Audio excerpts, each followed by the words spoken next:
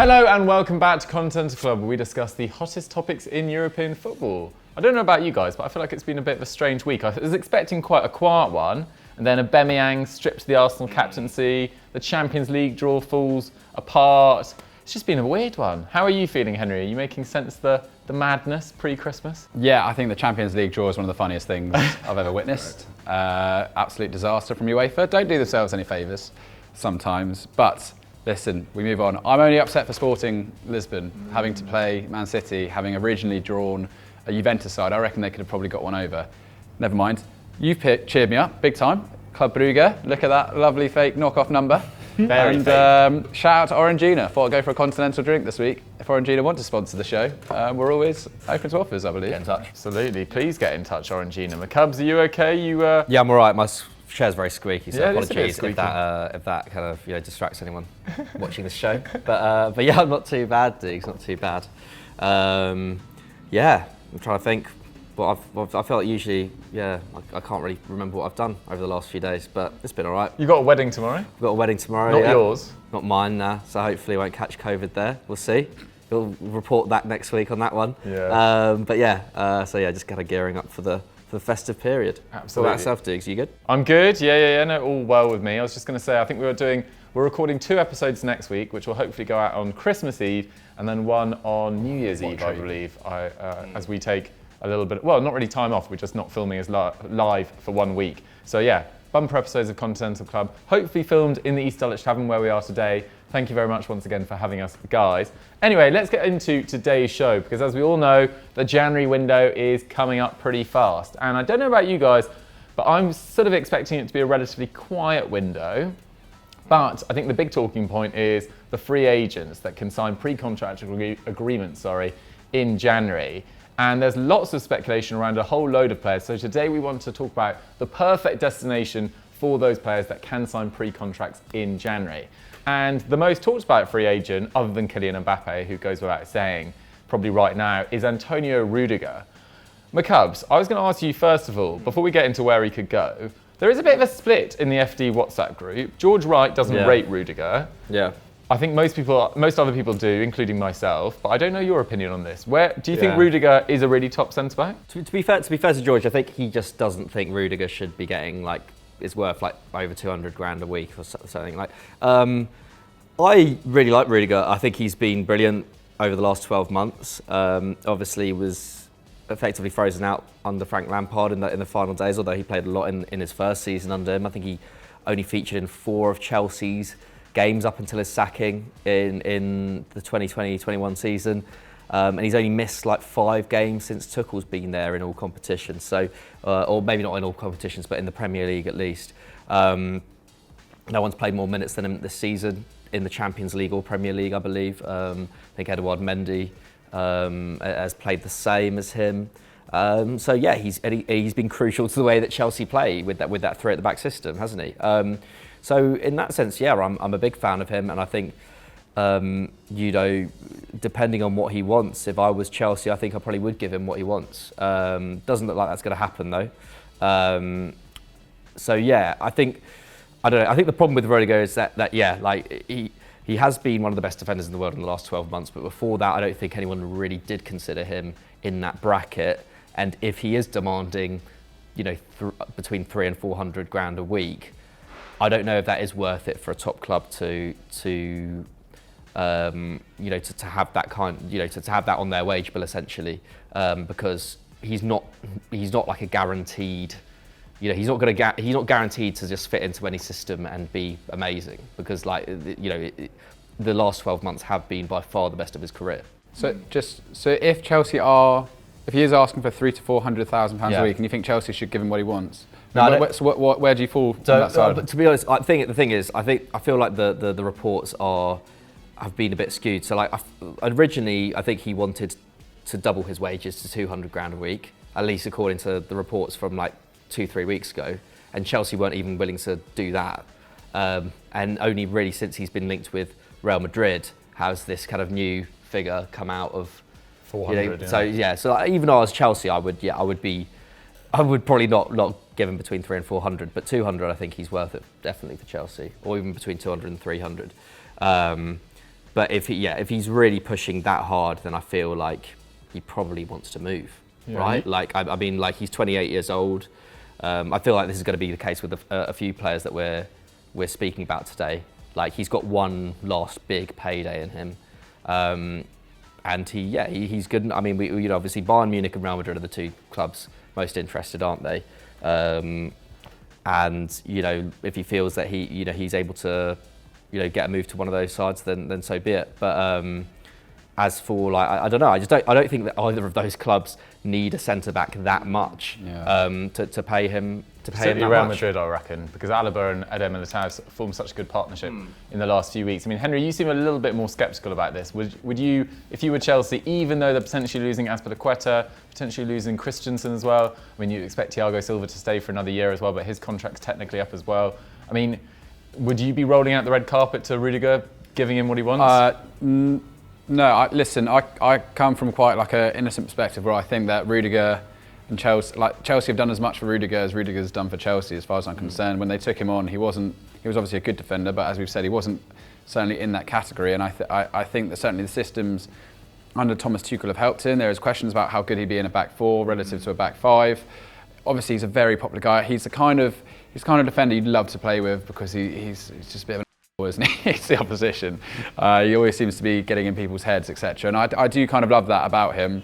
However, I don't think he's worth more than maybe £230,000 a week or something like that. And I certainly don't think a club like Real Madrid should go further destabilising their wage structure to accommodate a defender. I mean, if you're giving him £400,000 a week, what else are they going to give to other players looking to go to that club? Didn't they give Alaba £400,000 a week? Alaba's on a different level, isn't he, as a player? Yeah, Alaba deserves that. Alaba does deserve that to a certain degree. What he achieved at Bayern Munich is imperious, and actually he's slotted perfectly into that Real Madrid side. He's already one of the most crucial players. I get that, but as you said, Eder Militao looking brilliant so far. That does not mean to say they shouldn't go in for another centre-back. They absolutely should if they can get a good reserve option. But pumping someone in on those kind of wages seems a bit silly. I'd like to hope, Rudiger more than any situation, a level of kind of a balance can be found with Chelsea and sort of a reasonable solution can be reached.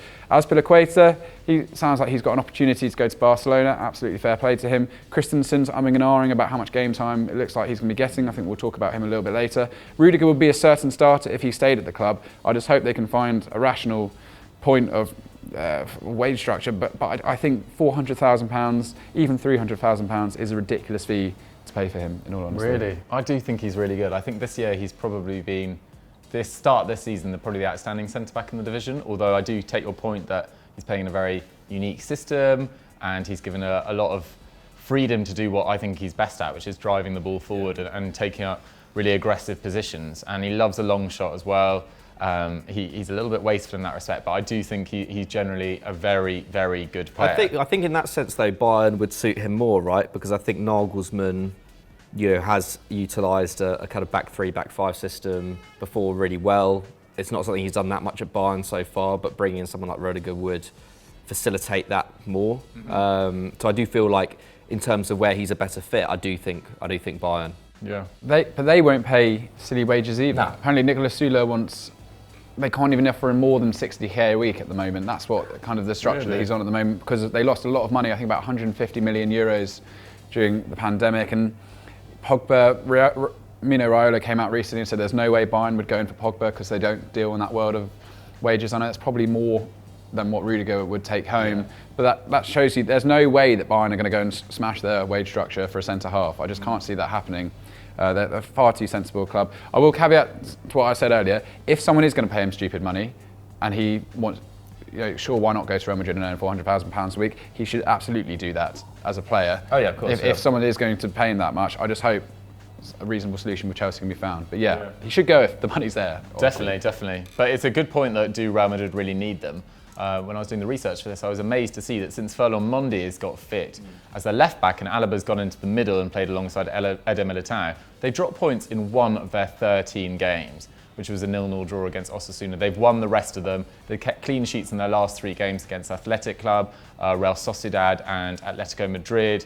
So there's an argument that they don't need Rudiger right now, and especially for that money, if they're about to prepare for the arrival of Kylian Mbappe, maybe they better be, save it elsewhere. But let's see how that one develops. Let's move on to Marcelo Brozovic, which Antonio Suarma suggested that Sevilla or Bayern should have a look at this. I mean, Henry, I've been a massive fan of Marcelo Brozovic for a long, long time, and I think he's been very underrated at Inter Milan, but it feels like it's got to the stage of his career where he's maybe just looking for a new challenge. I was reading this week that compared to Stefan de Vrij, who's another sort of person approaching the end of his contract, Brozovic is much more of a priority for them to extend. And I really hope, once again, they do. He was brilliant, certainly during the first year of Conte. He was one of the few people that really got to grips with the intensity of football that he was asking for, actually burnt out pretty hard in the second half of the season. Then we saw them sort of regroup and go and win the title last year. I mean, I think he's on fairly small wages already at Inter. And I've got it here. It says that he wants about 30 million euros over the next 4 years to sign an extension with the club. That seems like quite lofty, and I think 7.5 million euros a year isn't the kind of wages that they deal with at the moment, at least. Having already extended a few of the other players who they consider perhaps more expensive, Lautaro Martinez, etc. But yeah, I mean, look. Says here they've been offered money by Newcastle United. I'd love to know who realistically Newcastle are going to sign this January. So it looks like Kieran Trippier. Kieran Trippier, maybe. £25 million for a 6-month left on his contract deal. I hope that happens. That would just be too funny. But yeah, I mean, Brozovic needs to go somewhere better than Newcastle. I mean, he's 70 caps for his country, 8 years at Inter Milan. Like you said, one of the most underrated central midfielders really in the game at the moment. Yeah, listen, he gets little niggling injuries here and there. He's missed at least 3 games in each of his last 5 seasons. That's not too shocking relative to some of the players that we'll certainly be talking about. But he's class, 2.6 tackles and interceptions, key pass as well, dribble. He's a box-to-box guy, 72 passes a game. That really shows you he's like a real dictator within that squad there. So he's aggressive on both fronts, and yet 93% passing accuracy. So really reliable footballer. Inter, I'm not gonna like delve into their finances too much. I reckon they did so well in the summer market, didn't they, to sell on Lukaku and bring in Dzeko, who's been a brilliant replacement. Lautaro Martinez has stepped up in his absence. So they're not idiots when it comes to their money, and I hope once again they can find a solution. It's been suggested by Antonio Rudiger that he might go to like Sevilla. I think he's better than Sevilla at this point. I think Sevilla have got a number of midfielders already in and around his position. He would certainly start there. And listen, if they place well in the La Liga this year, perhaps they'll have the kind of money that they can at least try and look at a new midfielder. I don't think that is the option for him. Fernando, he's pretty decent. I guess he is 34. Thomas Delaney as well, fairly new to that side too. So yeah, I can't see him moving to Sevilla, but certainly if someone like Bayern were interested, it looks like they're going to lose Tolisso this summer. I think that Brozovic would be a perfect kind of solution. And he's in the prime of his career as well, in a position where you can see him playing for at least another 6 years, I reckon. Just take Modric, etc. Yeah, maybe. I don't think, unlike Modric, I don't think he takes his body as seriously as Modric, though. I think he's known as a bit of a party guy. I think he's quite a boozer as well. One of you, eh? Yeah. Me and Brozovic both. No, I'm joking. I'm all in Czech at the moment. But that makes me sound like a complete alcoholic. But I'm a big fan of Brozovic. I mean, because the team that almost makes more sense with Brozovic than Bayern Munich or Sevilla is probably Man United. Yeah. I mean, it feels like we've talked about this for a few years, Brozovic, and how he'd be perfect at Man United. Would you want to see him? I mean, it's coming up there? 3 years now, isn't it? I think kind of 2018, 2019 was when the kind of links first started to emerge. Maybe even before that, actually. Kind of around the time that United were quite interested in Fabinho. And yeah, I mean, I think out of the big clubs in Europe, I think, United make the most sense. But the problem is with Brozovic, I feel like this has come 2 years too late for him almost. I feel like a club like United won't want to do the same thing that they did with Nemanja Matic in terms of paying a lot and paying a lot in wages to a star who could age out in the next 3 years or so. They obviously made a mistake with also giving Matic a new contract in 2020, which was very knee-jerk and in hindsight very stupid. Equally with Brozovic, I just feel like maybe he will come to an agreement with Inter as well, because he has always expressed he doesn't seem like he really wants to leave. Like everything I've heard, every report I've read about him this year, despite the contract running down, has been that he is quite keen to stay and he loves the club and everything. And I feel like that's probably what has stopped him in the past, going to a bigger club or going to a more successful club for bigger money, because I feel like inevitably offers have been put in for him at some stages, even if we haven't been kind of privy to them. I don't see how he hasn't been that in demand, and I feel like perhaps just his stance on the club itself has put teams off. So yeah, he would be great at United, but I don't know, as a short-term fix. But I don't think he's any longer the long-term option that United need. That squad is already a lot older than it was 2 years ago, and I think under Rangnick, kind of under his under his tutelage, and as he gains more influence at the club, I imagine, younger players are just going to be targeted more and more often. Absolutely, yeah. Every report or article you read about Rangnick just emphasises how obsessed he is with the young players, because they don't have that. What did he call it? He says they don't have a hard drive that's built full of they've got already learned empty hard systems. drive, Exactly, empty hard drive. Moldable, Exactly, and a lot more energy about them as well. So who knows with Brozovic? Yeah, I think we're all kind of in agreement. Maybe he'll stay at Inter. Let's move on to Lorenzo Insigne, absolute legend at Napoli.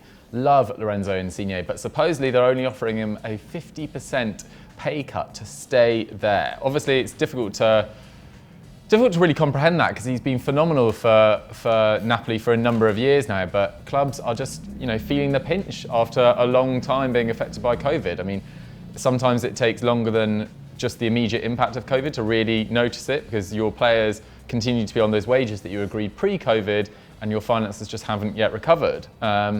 He's currently on €5 million per year, but he's now 30. He's going to be 31 by the time his contract expires there.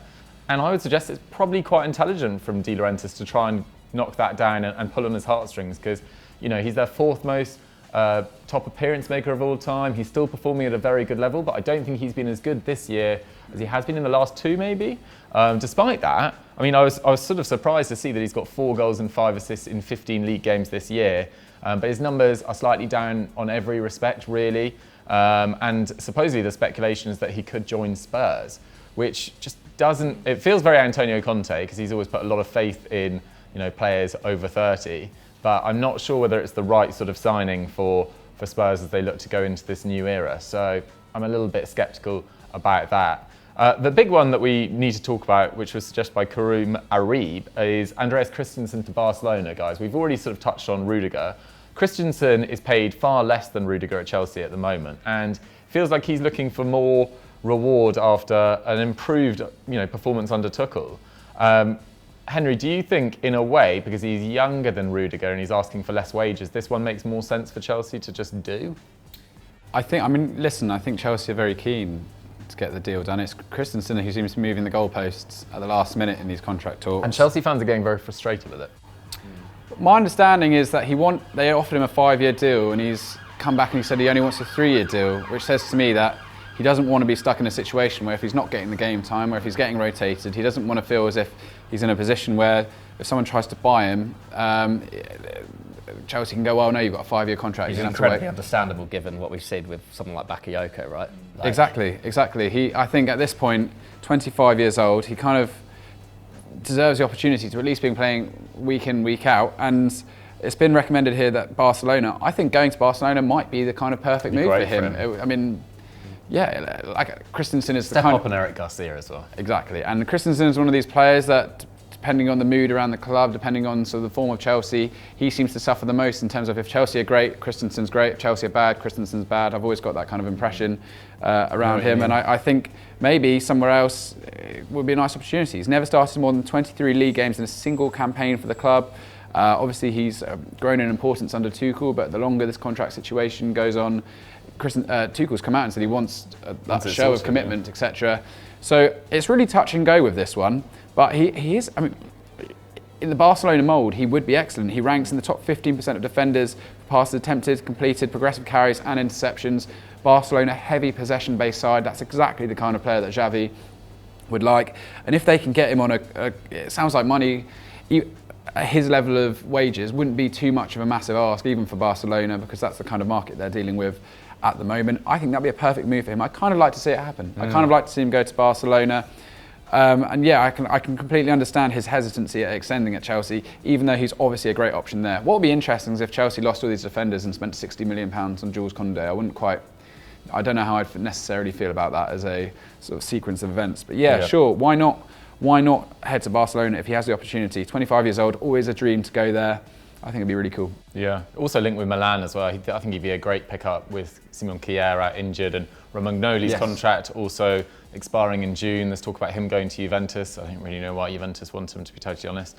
I don't think Romagnoli's had his best last 12 months, to put it mildly. So yeah, best of luck to Christensen as he decides his future in January. But yeah, weirdly, it feels like Chelsea fans are a lot more frustrated with Christensen than Rudiger at the moment.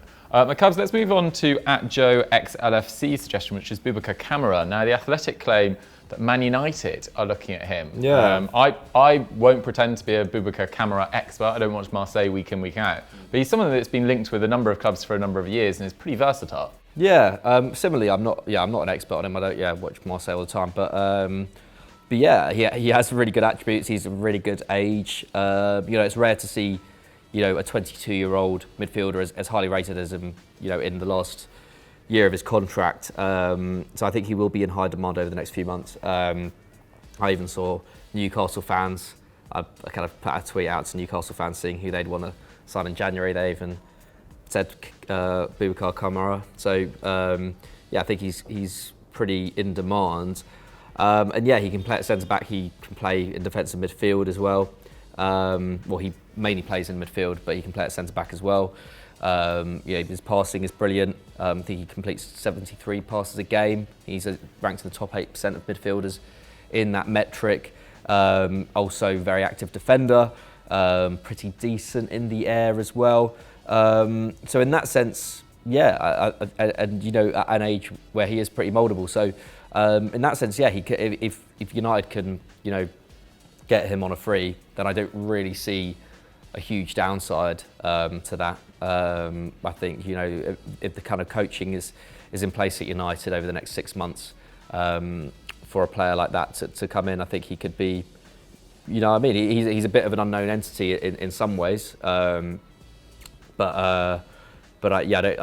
kind of low risk, isn't he? Because you're only going to make money off him if it doesn't work out.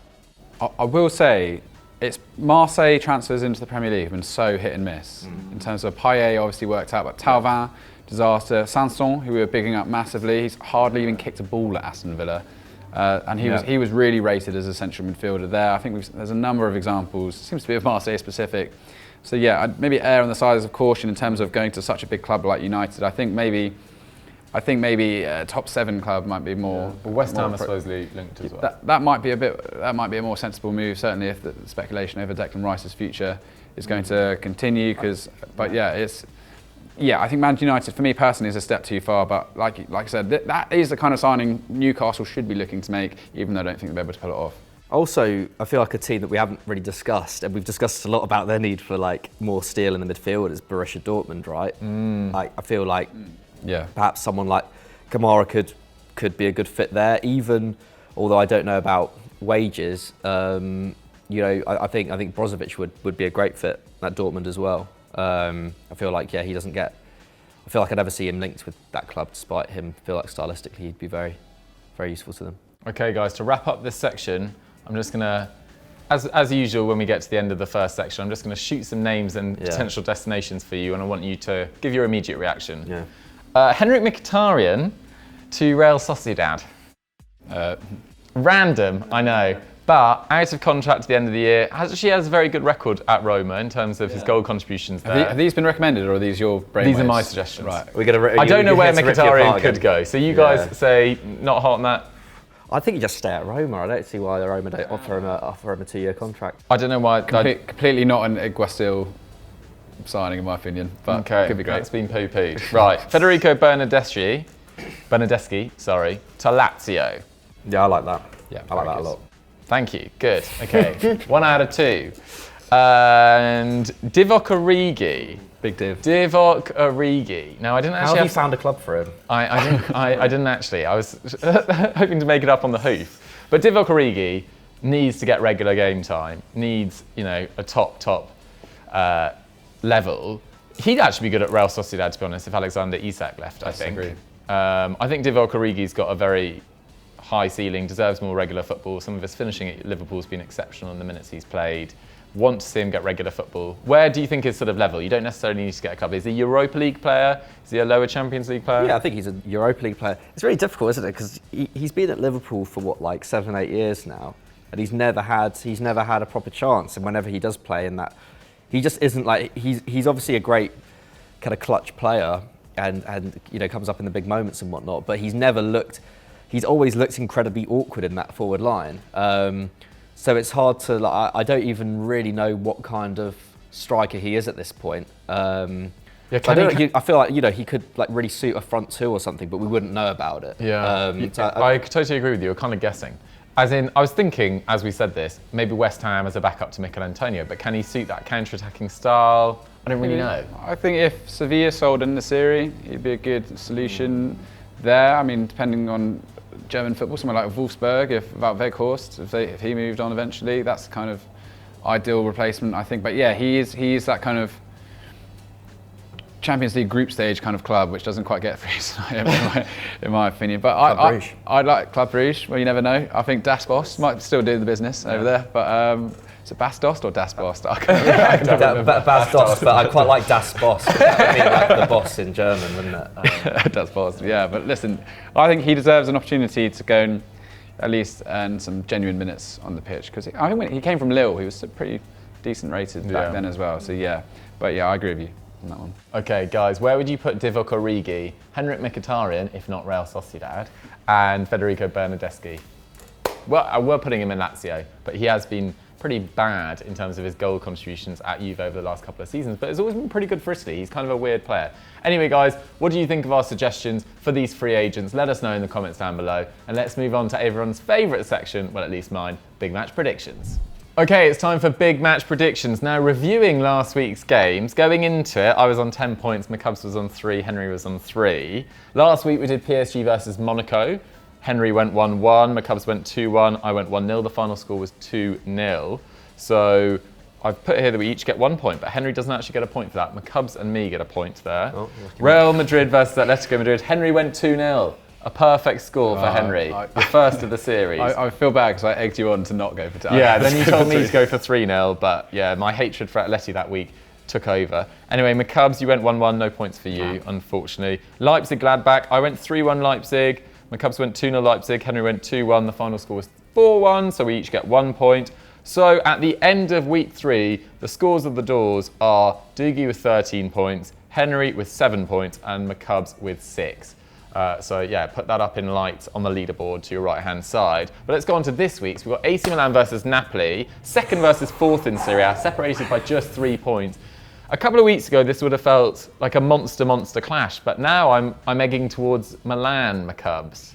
What are you thinking about this one? Oh, it's really difficult because both sides haven't been in very good form, have they? I mean, yeah, like a month ago they were the clear, 2 title favourites. At least on the form they're on, and in terms of points and goals scored and games lost. How long did it take for Napoli to lose a game? About 2 or 3 months, didn't it? Yeah. So, but obviously both clubs have had injury problems in the last month. Obviously Napoli have lost Osimhen. They're without Fabian Ruiz now. I think they're without Zielinski as well. I think Anguissa's coming back in for this game. So that's a plus for them. I think he played like 30 minutes of the last one. But fair enough. So in that sense, that's good for them. But I do feel like, the wheels have slightly come off at both clubs, at least compared to what we were seeing from them at the start of the season. And perhaps they were both overperforming a little bit, compared to what their level is on paper. So it's far from a disaster for them. I think they'll both still get Champions League football. But yeah, I can't see a clear winner with this one. I think I'm going to go for a draw. I think I'm going to go for like 2-2. Oh! Because I think, it's Serie A, isn't it? Yeah. Goals. Goals galore. Especially these 2 clubs. Goals and quite average defending in Serie A seems to be the order of the day at the moment, which I'm personally really enjoying. Henry, you were backing Milan a few weeks ago. You've sort of changed tack. I mean, they've been slightly better than Napoli recently, but it's not been perfect. I mean, what do you see happening in this game?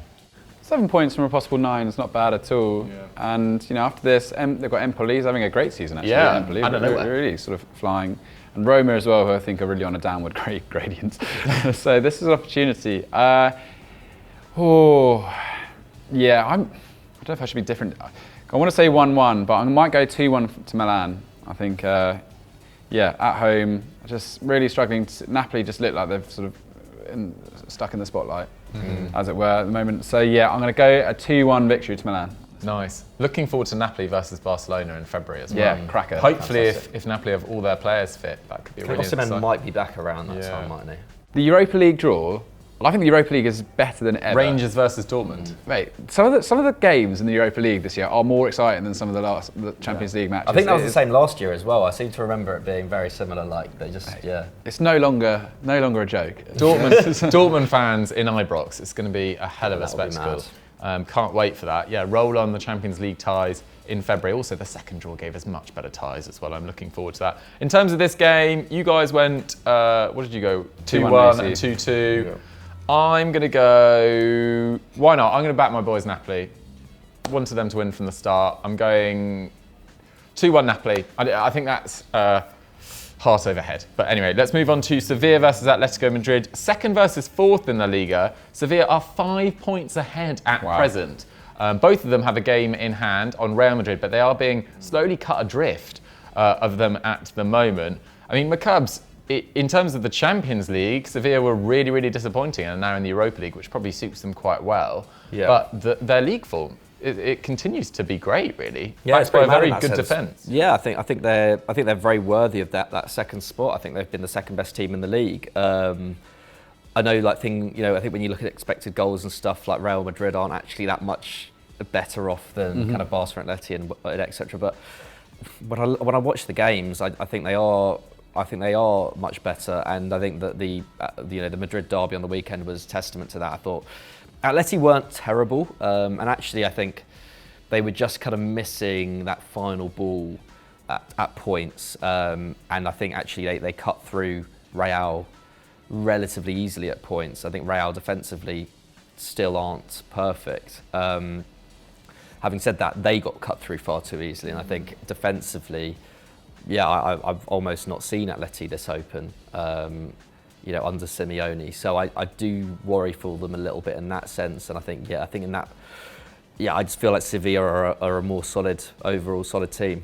So I think I might give it to them. I think I'll say 1-0 to Sevilla. Oh, okay. More mud for Atleti. Henry, what do you think about this one? Time for Atleti to bounce back? No. No, I'm going to back Sevilla on this one. 2-1. They've got so many players, such decent squads. I said against Real Madrid, I thought their big game pedigree wasn't great, and actually I thought let's face it took a great goal from Vinicius to sort of really to claim the win there. Sevilla started this game so strongly. And I'm going to go for a 2-1 victory to Sevilla on this one. They're such a solid defence. I reckon Atleti could score a goal, probably not a very glamorous one, but I can see Sevilla trying to pull through because, once again, this is a huge opportunity to really cement their position in the top of the table. They've got Betis now breathing down their necks as well. Another season, another team out of nowhere, sort of flying right now. Yeah, I think Monchi said this is the best squad that they've had in years, and I believe Lopetegui's as good a coach as they're ever going to get. I think at this moment in time they've got too much for Atletico, so 2-1. Okay, they can take advantage of some slips from other teams as well. Real Sociedad getting thrashed by Betis last weekend in a very deserved defeat as well. And they've taken some big scalps, as you say, already this season. The only defeats to Granada and Real Madrid in the league. But I think they've beaten Valencia, Villarreal, Athletic Club, and Real Betis as well, of course, in the derby. So, things are looking pretty good for Sevilla. Having said that, I think this is going to be a draw.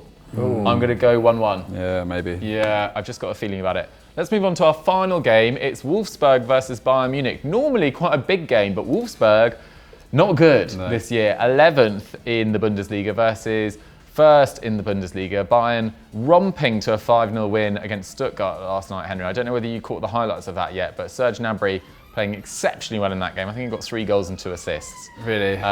They look back to their sort of goal-scoring best after a kind of quietish month in the Bundesliga by Bayern's weird standards. Yeah, I mean, the thing is, even though it was quiet, they were still getting the victories most of the time, and that's kind of championship pedigree. Even when their lead at the top isn't as big as perhaps you might think, they're not sort of clear runaway winners just yet, but I think this is going to be a mauling, I really do. I think Wolfsburg have been pretty poor. Obviously, Farhad Van Bommel, I think there was a complete breakdown at the top between those two after a fairly positive start by Wolfsburg.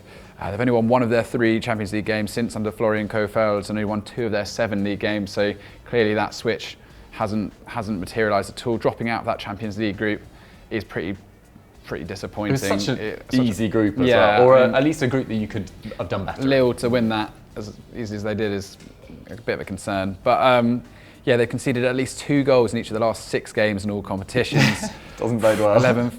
I mean, if it wasn't for the fact that Oliver Glasner got on track to win, they won 5-2 last week, and actually started scoring goals and converting draws into wins. It almost just seems so strange that partnership broke down between Glasner and Wolfsburg. I think it's just a real lose-lose situation for all concerned, that one. I kind of wish he'd stayed there, although I do think that he's going to pull through at our own track. So I think I'd fear less for than Wolfsburg and Mönchengladbach at the moment, who are having an absolute shocker. But yeah, I'm going to go 4-0 to Bayern Munich on this one. Yeah, I think that's quite a good shout, to be honest. It's interesting that you mentioned that sort of Bundesliga merry-go-round which we talked about in the summer. I don't think it's actually worked out that well for anyone, really. I mean, Marco Rosa's probably not done as well at Dortmund as people expected. Adi Hütter at Gladbach, I think they've conceded 10 goals in their last 2 games now. That's going pretty disastrously. And McCubs, the Nagelsmann Bayern train just steam on. Yeah, I mean, they're the winners, aren't they? Yeah. I feel like I don't really have that much to say. Yeah, I think Glasner's a huge loss for Wolfsburg, and I think it's I think their performances this season just go to show how much he was getting out of a squad that has some quite promising young players, but still pretty raw players. And I think they were performing above their level last year. Bayern were awesome against Stuttgart. Really good to see Mark Rocker back in the side. Yeah. Come back in. You've got a bit of a man crush on Mark Rocker. You do. I do. First of all, he's not a bad looking guy, to be fair. And also, I just think he's a really good midfielder. So it's good to see him back in the side. I say back in the side, he was never really in the side to begin with, but obviously Kimmich, bit of a worry at the moment with his lung condition or whatever that is. So hopefully, all the best to him. That is not as serious as first was as we seem to first think. Or at least Henry's about to make a saying. vaccination point. I can see. Get your booster, get your vaccination. Yeah. To be fair to him, he's expressed regret over it, hasn't he? Yeah. So, but it is a worry. It goes to show that you can be an amazing sportsman, really healthy, and your immune system isn't necessarily unbeatable. But he did his own research into it beforehand. So he said Was he studying under Matt Letizia? Anyway, no. Here we go. Here we go. It's the end of the year. It's been a long day, but and a long year. God, I'm completely messing up. So what was I going to do? I was going to give you my prediction. Yes. Henry went 4-0 Bayern. I'm going to go 5-1. Why not? I agree. I think it could be massive. And when Bayern are on a streak like this, Bayern can just win games 4-5-0 on the trot, can't they? Yeah. They're one of those teams. And Mecha is good. Got the German team. So yeah. Mecha and Weghorst have been their only sort of goal scorers. Ridley Baku as well, their right winger. He got into the German team. He looks all right, but Brekalo choosing to go to Torino was maybe a sign of things to come there. A bit strange. Anyway, for this one, you went 5-1. You went 4-0.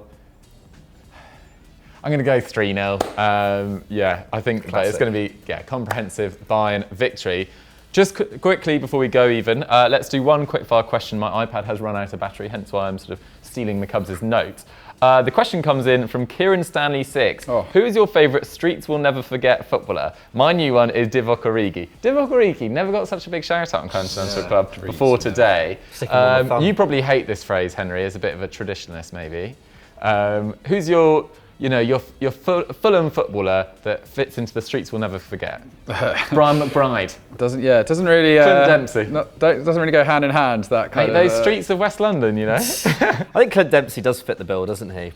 to an extent. He does. He does. Do you know? Europa League semi. Steve Bronk, you know who he used to have? He was cool. I used to love Georgios Karagounis when he played when he played with for the Fulham. bow legs. Mate, he was so small, but he was such a little engine in the heart. I've got something about Greek football. Ever since they won the Euros, I've had such a sort of a soft. I think he scored the first. I think he scored the first goal of that Euros as well, if I'm not mistaken. It was like a 25-yard screamer against, or like a grass cutter against Portugal in the first game, and that was. I watched. There was a sign of things to come. I watched a documentary about that the other day, Otto Renhal, and just.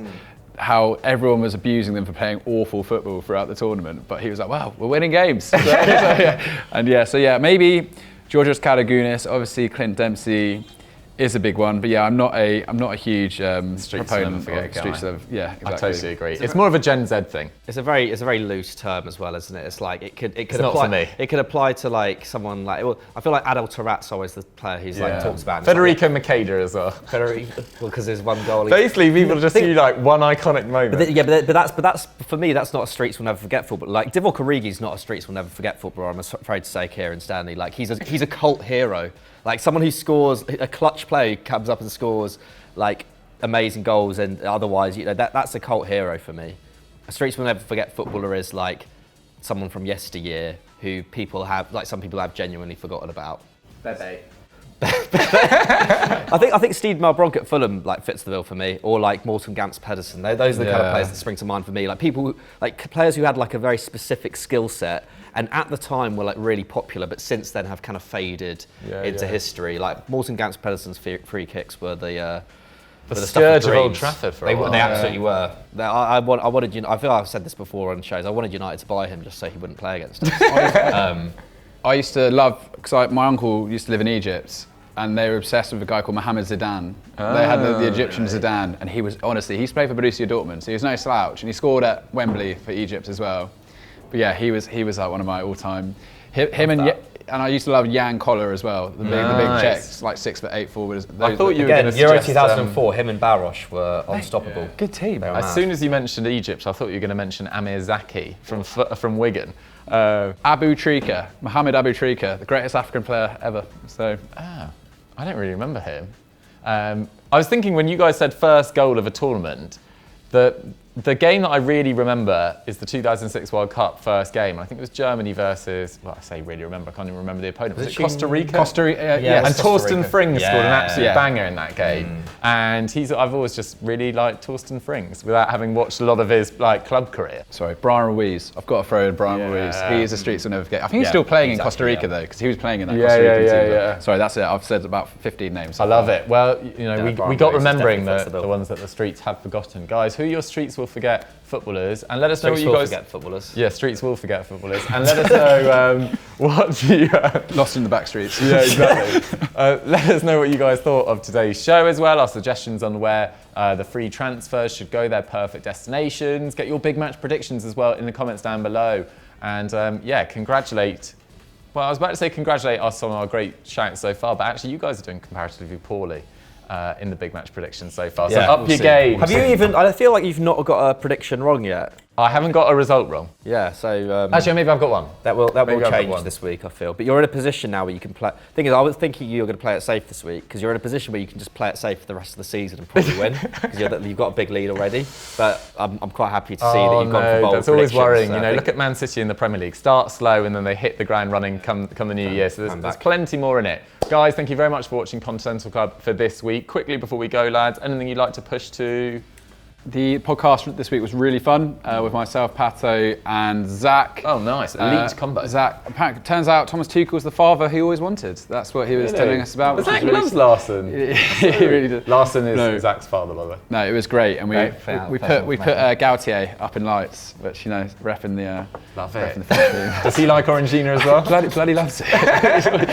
He's always on the touchline. The factory's in Nice, I've heard. That's what I've heard. Yeah. McCubs, anything that you've written or particularly proud of this week? There's something on there's an explained on the AFCON that came out on the weekend on this channel, just about how it will affect teams. I've heard there's rumours that it could even be called off. At this moment in time, I believe that's not the case, and it is just rumours, but we'll see. But yeah, go and check that out. Just like a bit of history of the AFCON, bit of kind of the players who will be kind of missing from top clubs and whether it gets an unfair reputation. Nice. Speculation that it could be cancelled, which might have been, No. I think down Sky have just announced that they're going to be showing it. I know. I think it was false, fake news. I know. I'm just spreading fake news just as we finish the show. Maybe it will be clarified by the time this goes live on Friday. Thank you very much for watching, guys. We'll catch you next time. Bye.